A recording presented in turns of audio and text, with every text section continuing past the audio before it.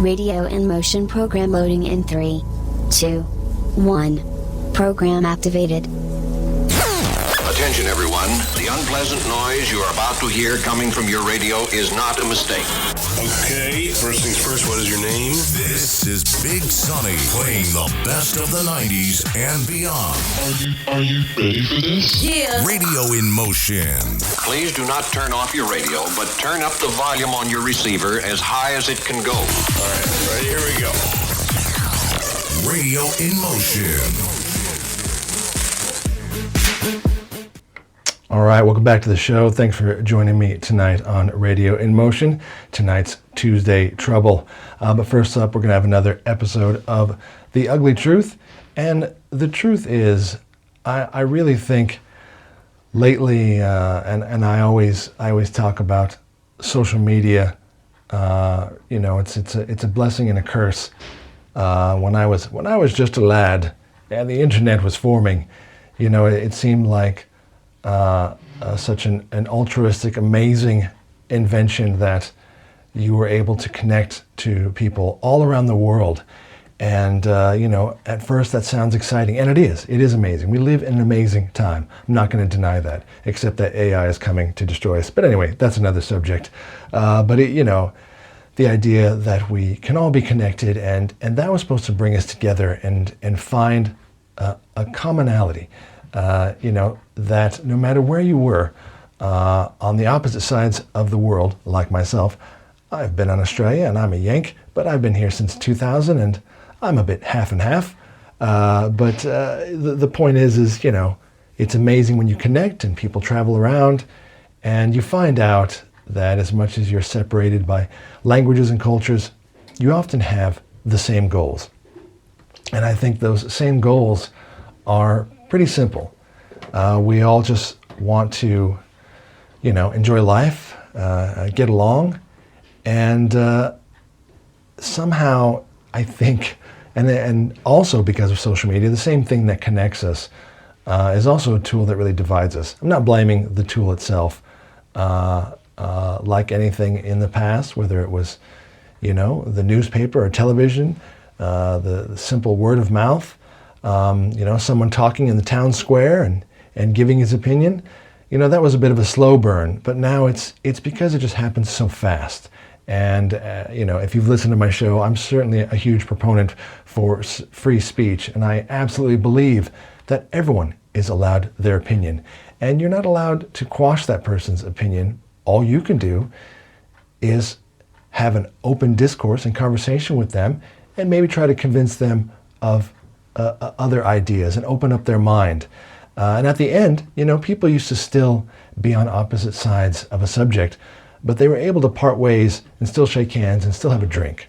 Well, my feeling is that these days, the people in power just tend to want to divide and conquer.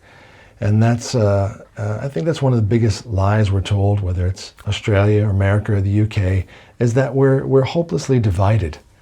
It's left versus right, or race versus race, religion versus religions. But when you sort of zoom out, I think that starts to fall apart, that idea, because when you actually talk to people, when you talk to your neighbors, your friends, your family, even strangers, people you work with, most of them, we all want the same thing.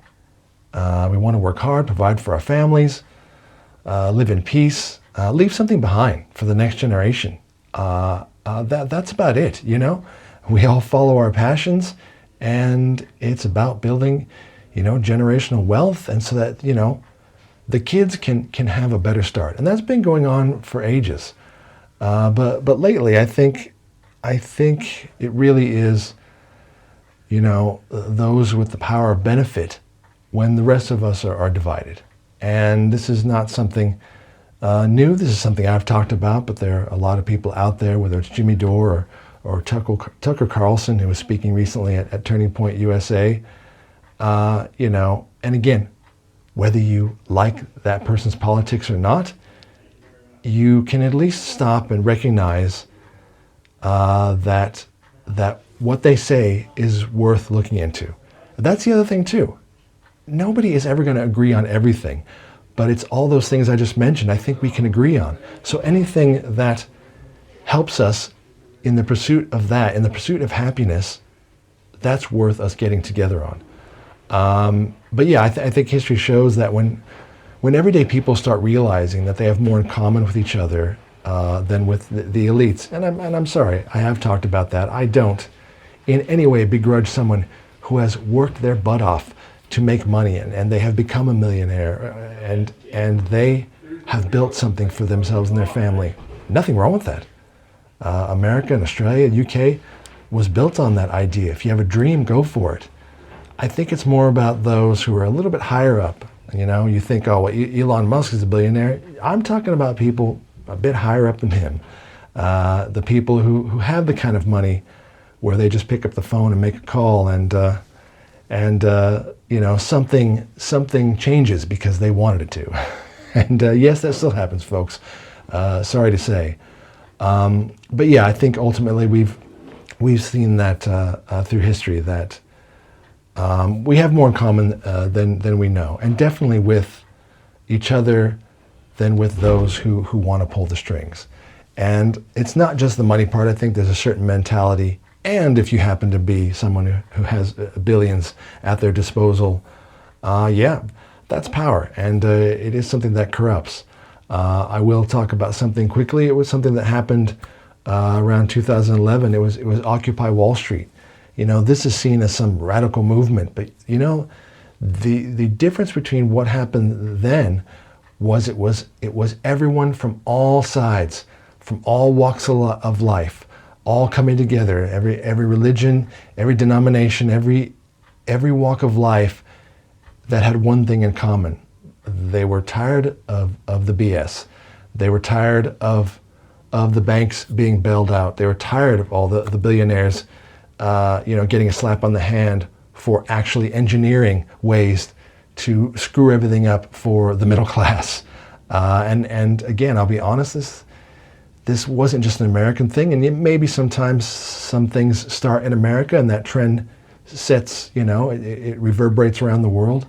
But wherever you are, I think that was felt. And it also started around 2006, especially in the US, when, you know, the housing market dropped.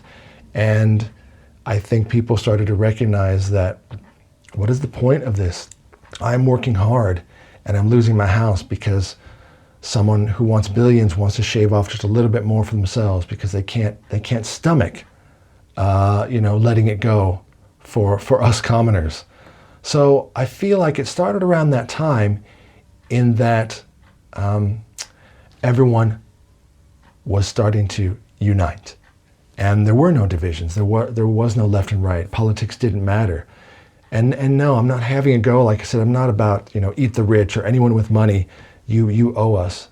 I'm not talking about anyone who has or is working hard on whatever invention or business, or maybe their business mind is amazing and they've been able to build money. I'm not even talking about millionaires in Hollywood. That's your average millionaire.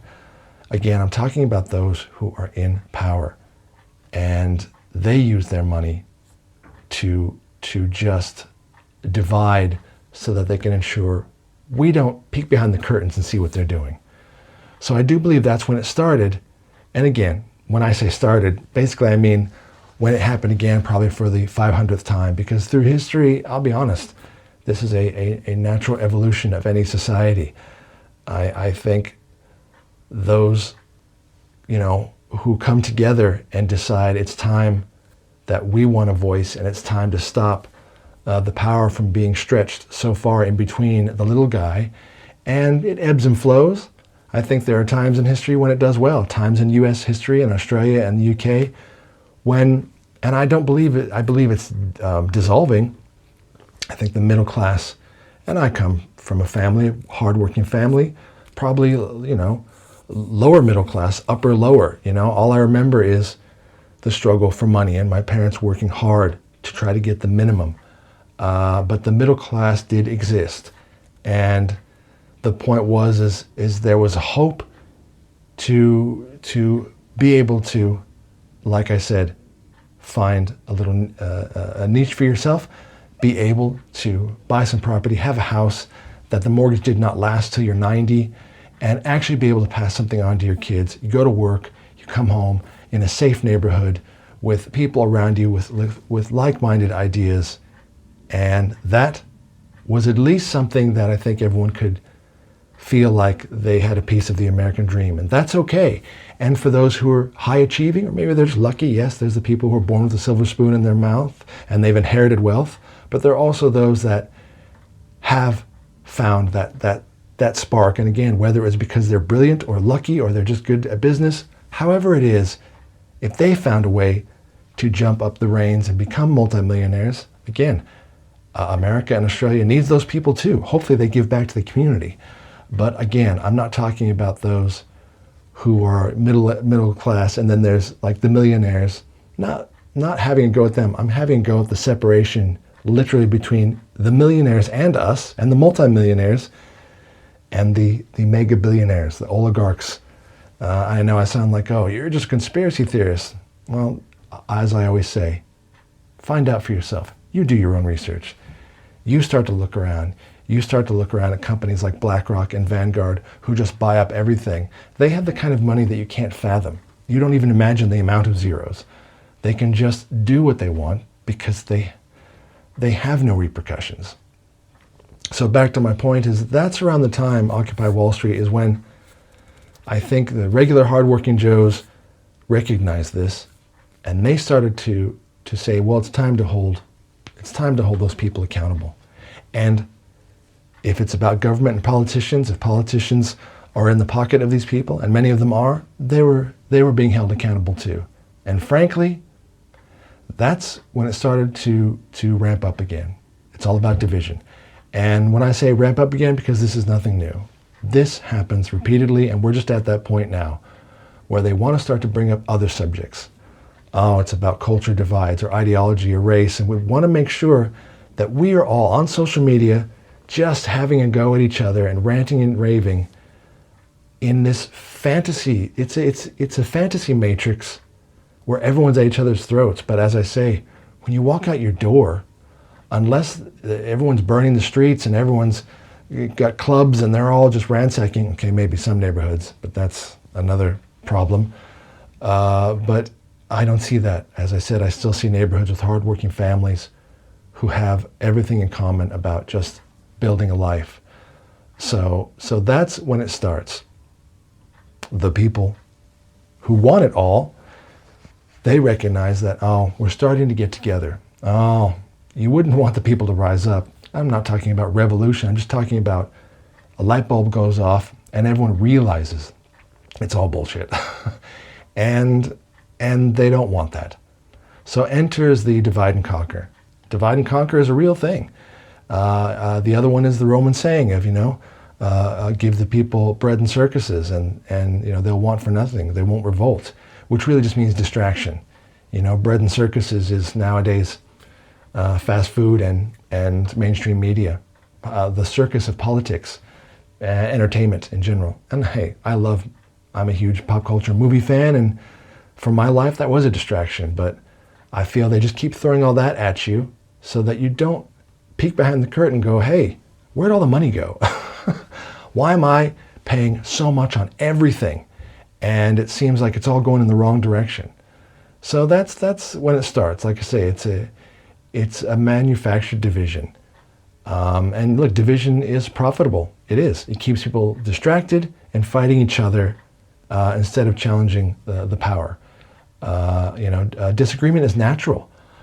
Disagreement is natural. Like I said, not everyone is going to agree on everything 100%, but manufactured outrage keeps people from recognizing, the shared struggle. And when people are divided by culture, they stop uniting around economics. And I'm sorry. No, I'm not saying money fixes everything, but money does give you financial freedom. And I'm sorry that the word freedom is linked to finance. I know you think, oh, well, some guy who checks out and wants to just live off grid and go live in the mountains, which believe me, I've thought of. I've looked into that stuff far too much. He goes out and just lives in the forest and becomes a mountain man.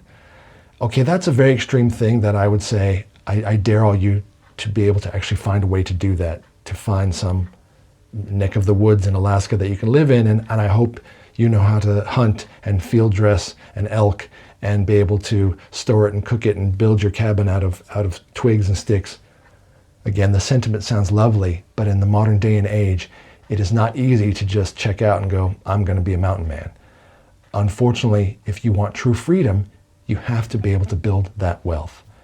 And as I said, if you're not someone who had that amazing idea, if you're not the Elon Musk, and again, more power to him, if you haven't been able to build that wealth, or you can sit back and relax and go, I've done well, then you have to go to work and do the 9 to 5.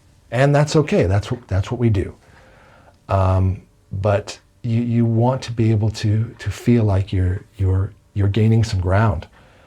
I think again that the shared human goals across all backgrounds, to love and be loved, raise your family in safety, earn an honest living.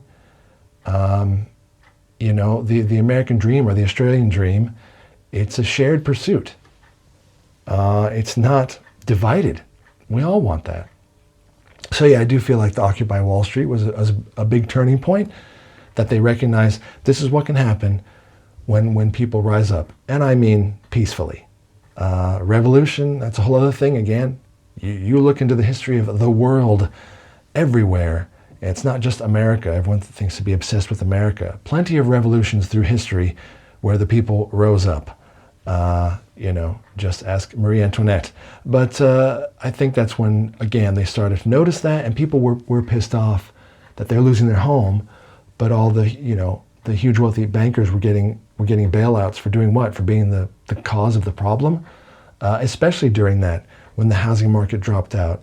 That used to be something that seemed so solid, so obviously solid, to invest in a house, and families and neighborhoods and cities and states and the whole country investing in a home, and therefore, of course, it's something that Wall Street was interested in because it's something that they can also trade on, something solid.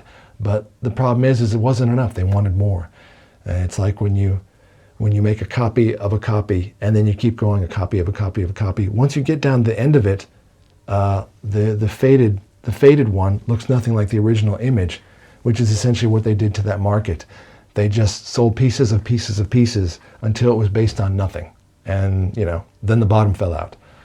And so after that, I do feel like, and, I'd like to, there is data on this. You can start to see the trend more and more. Again, this doesn't arise from just people started talking about it. I'm sorry. There are, whether you want to call them, psyops or plants, especially with social media now, for every real person on there, I'm sorry to say, you have to realize there's a bot or there's someone who's not a regular person. They're there, and I don't mean influencers, although they also are part of it in their own way. There are people who are on, especially social media, and before it would have been, the news or media in general, who would come out and go, well, the report that I'm talking about is blah, blah, blah, and it was based on horse shit. And now they just do it on social media quicker, and their point is to stir up the bee's nest, okay? They're all out there, and yes, there is a they. Their job is to spread this idea of division and flame the fuel the fire that is a lot of the division that are subjects that, frankly, most people don't really care about on a day-to-day basis. They're very fringe topics. As I said, most people just want to get up and get through the day and get to the weekend, get to Friday and enjoy their life. I think that's most people on Earth. But after that, there was a real insurgence of identity-based conflicts. And they became louder than the once economic unity that showed signs of forming. But that fell apart because people just started to fight.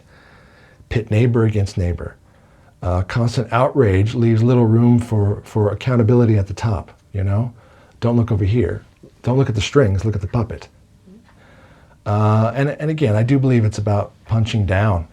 I do believe, the decisions are made at the top, but the consequences are felt at the bottom. everyday people are blamed for systematic failures that they didn't create. There is no systematic anything. There is only the very, very simple laws of, do unto others as you'd have done unto you. Don't steal, don't murder. Beyond that, it's an open field. You can work as hard as you want. You can do as much as you want. You can fulfill as much as you want. Or you can be lazy and do nothing. And then that's on you. But if you are working hard, you are doing everything, and you don't get why there's no movement, yeah, people start to recognize that, and they have that in common. But not if you're separated by all these ideologies.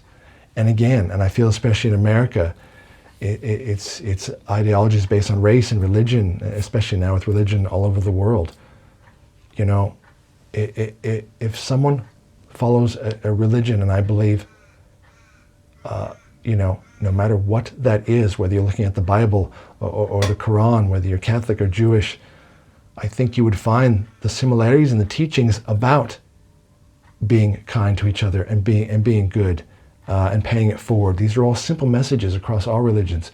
It's usually when they get misinterpreted and people start to, again, interpret it in the way of, well, ours is right and yours is wrong, and then you end up in a war. That's the people doing that. I think the commonality is that if you find something that fills your spirit and you're able to use that to help you move forward, to help yourself while respecting and helping others and doing unto others as you would have done unto you, helping your community, your family. You don't want to hurt people or encourage someone else to hurt someone.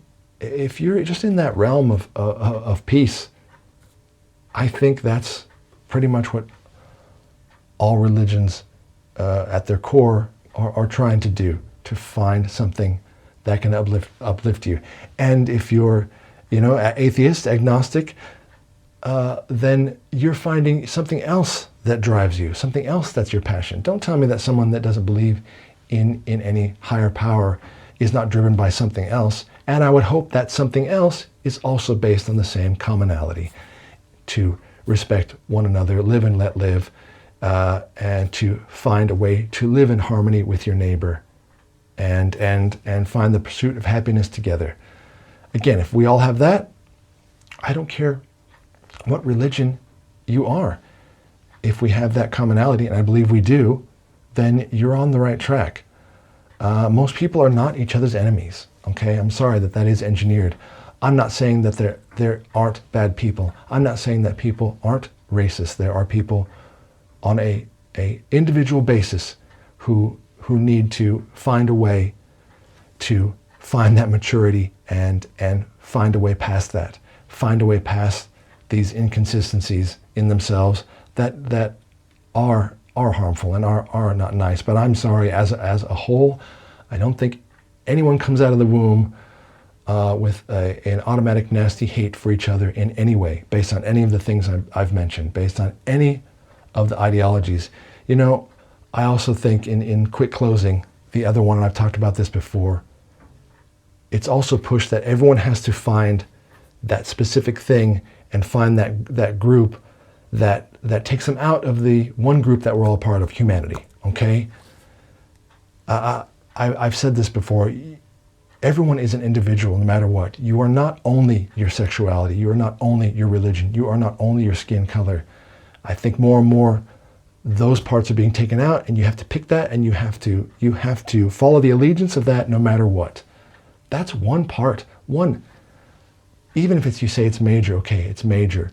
How you identify gender and race, like I say, but these are all sums of the whole, okay? Everyone is an individual. Everyone on this planet, even if you are twins, there are minuscule things that are different between identical twins. Everyone is a unique soul. So there it is. There's the only one ideology. We're all humans and we're all individuals. And that is it. All the other parts are just as important, and you're happy to shout them to the rooftop and express that to others, and that's fine. Those are all the parts of you, but they're not the one. It shouldn't identify you, because my only advice is those parts that you think are just the one thing that truly identifies you and defines you, it's being used against you. That's all I can say, okay? Just please recognize that don't take those one thing and then not recognize that they're being used against you, because they're now using that as part of the group that they want to pit against others. That's all I can say. Just choose to be human and keep an open mind. And like I say, in closing, we all have much more in common than you think. We're all part of the hilarious struggle and calamity that is the human condition. Like when I say about comedy, and I feel like comedy's dead a lot these days because you can't say certain things or make fun of certain things or get canceled. The fact is, if you go far enough in the world, anything you say where the whole room is laughing, again, the comedians are the best. They can read the room, and they'll have a room with men and women and black and white and Asian and every race and every creed, all laughing at the one thing that's funny, the human condition. And it is hilarious. Whether a kid trips or an older man trips, a little girl trips, a woman trips, and it's a little bit of a fumble, it's funny. It's funny because we're all in that same, human condition, which is hilarious. And so that's the other thing, we all have that in common. And it does make me sad about comedy. Like, if you go far enough, you're gonna offend someone in the room somewhere on the planet. So don't even try. You might as well just give up comedy before you start. And that's sad, because if we can't laugh at ourselves, and no, I don't mean someone who's outwardly rude or targeting, that's not comedy. Comedy does pick out certain things that we all look around the room and agree, that's pretty funny because it's kind of true. Get over it. That's comedy. And yeah, I say comedy because that's another great thing that unites us. And I feel like we're losing that too. Always try to find more things that unite us. But yeah, I think again, awareness is sort of the first step. So like I say, don't listen to me. I don't know what I'm talking about, but just as long as you're aware and you start to think about these things, that your neighbor is more like you than you know, and question narratives that profit on outrage, all right? If you think the division and you going into the echo chamber on social media and just getting more outraged, you should stop and think that someone somewhere is laughing their butt off because they're making money off you on every ad, on every X post. It's all just adding to the echo chamber of division and rage, which is silly. Here's my one closing idea. If we spent half as much time understanding each other as we do arguing, I think a lot of powerful people would get very nervous. And that's a good thing, because they should be nervous. All right, and yeah, if you're listening, you are the resistance. All right, that's taken from Terminator, but it's still a good line. All right, well, that's it for this episode of The Ugly Truth. We'll be right back with some more great music on Radio Motion's Tuesday Trouble episode. We'll be right back after word from our awesome sponsors.